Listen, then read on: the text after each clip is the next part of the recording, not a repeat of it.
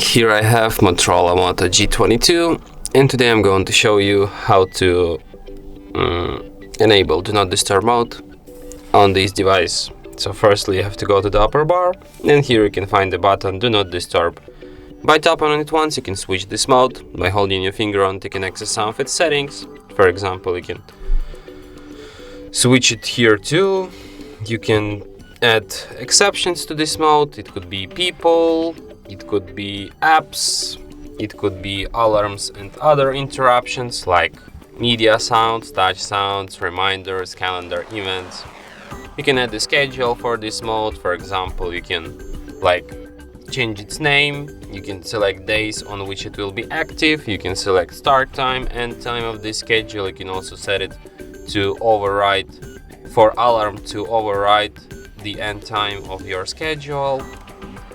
You can set up default duration of the Do Not Disturb mode, and you can set up, and you can also hide notifications. You can only disable sound notifications, or you can disable visual and sound notifications. So yeah,